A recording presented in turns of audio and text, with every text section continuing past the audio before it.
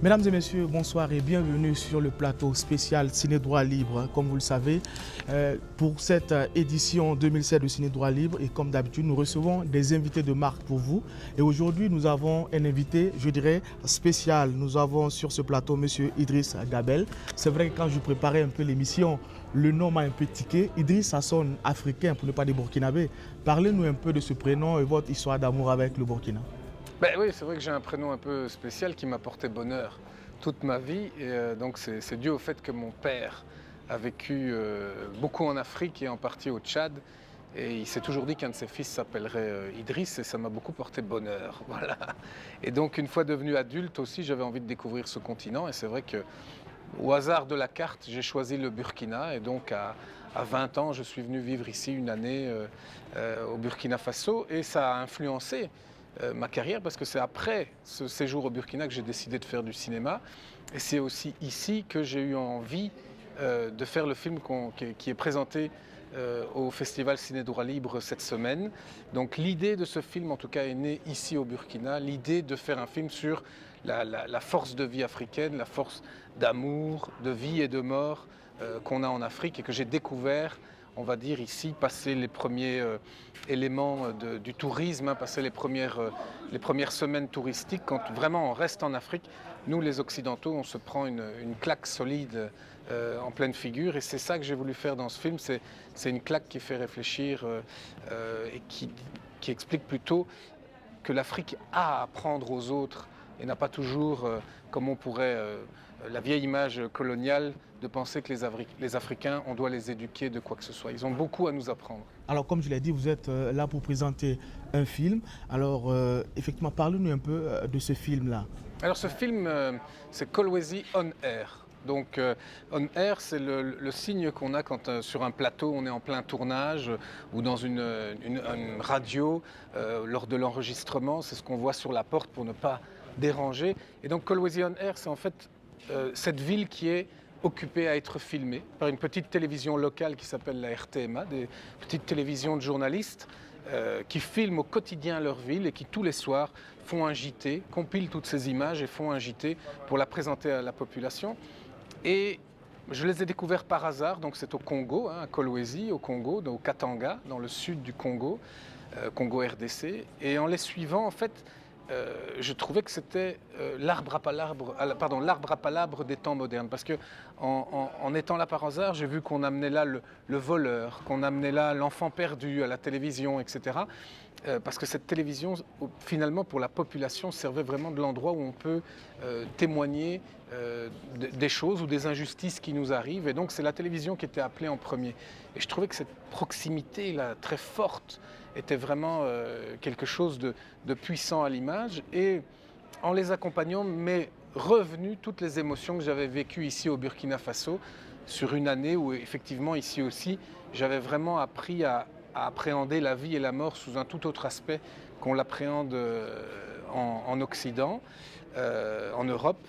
Et donc j'ai vu là l'occasion, en suivant ces journalistes, j'ai vu l'occasion non seulement de découvrir une population, une ville, de prendre conscience aussi de ce qu'est la liberté de la presse en Afrique, mais surtout d'aller à la rencontre de la population kolwézienne, congolaise et je dirais africaine, et de se rendre compte finalement de la force de vie qu'ils ont.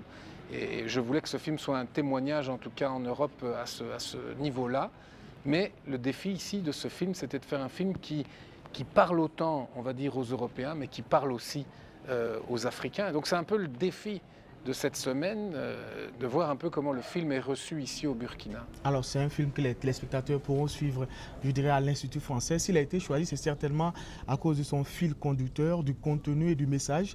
Alors, parlez-nous un peu de Ciné Droit Libre, ce concept-là qui décide d'utiliser le 7e art pour parler des droits humains, souvent des sujets qui fâchent. Quelle est votre lecture que vous faites, en tout cas, du concept Ciné Droit Libre? Mais moi, je crois que c'est un concept très important. Au jour d'aujourd'hui, maintenant, il est vraiment temps qu'il y ait des festivals comme celui-là, mais qui n'est pas qu'un festival qui continue pendant l'année. Je vois bien dans toutes les démarches et l'engagement des personnes qui en font partie.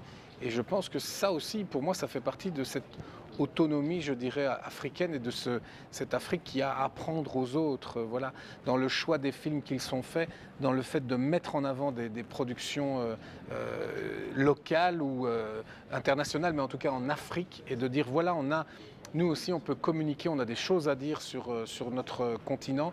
Pour moi, ça, je trouve que c'est une démarche vraiment importante. Et ce que j'aime aussi dans Ciné Droit Libre, et qui, moi, m'impressionne beaucoup, c'est que c'est un festival en réseau. Donc, être sélectionné ici au Burkina, c'est passer aussi à Abidjan, au Mali. Voilà, je sais qu'il y a plusieurs pays donc, et capitales où ça peut passer. Je trouve ça une très, très bonne idée aussi, de partager les points de vue, les savoir-faire de chacun. Et je pense que c'est un festival qui va grandir encore et qui va prendre une aura importante. En tout cas, moi, je suis impressionné par l'engagement citoyen des membres de Ciné Droit Libre. Alors, au Burkina, vous n'êtes pas un terrain inconnu, vous l'avez dit, vous connaissez très bien ce pays. Certainement que vous avez une oreille attentive sur tout ce qui se passe ici au Burkina. Parlez-nous un peu du développement de l'actualité politique au niveau du Burkina. Vous avez suivi certainement ce qui s'est passé, l'insurrection populaire, la transition. Aujourd'hui, nous sommes à nouveau sur, je dirais, le renouveau démocratique. Alors, quelle lecture, M. Gabel, fait de la situation au Burkina? Voilà, moi je ne suis... Enfin, même si j'ai suivi tout de loin, évidemment, je n'étais pas là pour le vivre. Je me souviens du Burkina il y a 15 ans, où je me disais, oulala, voilà, c'était vraiment un président installé qui ne voulait pas partir. Mais moi, ce qui m'a marqué, je le dirais plutôt, l'image du Burkina à l'extérieur, c'est plutôt ça qui est le plus important. Et ça, c'est ce que je peux amener comme point de vue qu'il n'y a pas ici. C'est que le Burkina a vraiment impressionné le monde entier ces derniers mois, cette année passée. Vraiment a impressionné et a inspiré le monde et l'Afrique. Et justement, enfin, je donnerai cette anecdote, au Congo, en RDC où j'étais, le gouvernement a très peur de ce qui s'est passé. Alors, vous êtes cinéaste, on le dit, hein, le peuple est un scénariste imprévisible. Vous avez suivi ce qui s'est passé au Burkina. Un mot sur ce qui se passe au Congo. Est-ce que vous êtes inquiet? Est-ce que vous pensez que Kabila va céder le pouvoir? Non, de toute façon, je pense que tout le monde voit bien que Kabila, lui, il compte rester. Il a fait quelque chose qui est unique au monde, c'est qu'il a dit qu'il n'y avait pas d'argent pour organiser les élections. Donc ça, c'est la première fois que quelqu'un dit un truc pareil. Et donc, il les reporte d'au moins 2 ans, le temps d'économiser apparemment des sous pour les organiser, de recenser la population, etc.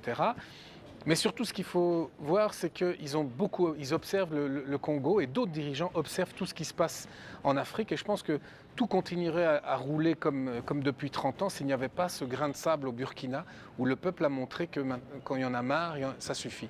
Et donc, ils ont peur de ça. D'ailleurs, je ne sais pas si vous êtes au courant, mais au Congo, il y a des Burkinabés qui sont venus et qui sont toujours en prison là-bas, qui sont venus insuffler une démarche citoyenne et qu'on a mis tout de suite en prison tellement les services de sécurité ont eu peur que cette étincelle puisse embraser le feu sur le pays. D'accord. Monsieur Gabel, vous avez 30 secondes pour appeler ou lancer un appel à l'endroit des festivaliers de Ciné Droit Libre QV 2016. 30 secondes avant qu'on ne referme les portes de cette émission. Moi, je les encourage à continuer et ce serait important que ce festival puisse aussi aller justement au Congo, dans d'autres pays francophones et qu'il s'expanse un maximum parce que ce qui est dit et ce qui est vu, c'est vraiment important. Merci, voilà. M. Gabel. Merci beaucoup. Quant à vous, chers téléspectateurs, on se retrouve sur les réseaux de télévision partenaires de Ciné Droit Libre et vous pouvez également suivre l'actualité de ce festival sur droitlibre.org. Merci et à très bientôt. Ciné Droit Libre 12e édition, Ouagadougou du 10 au 17 décembre.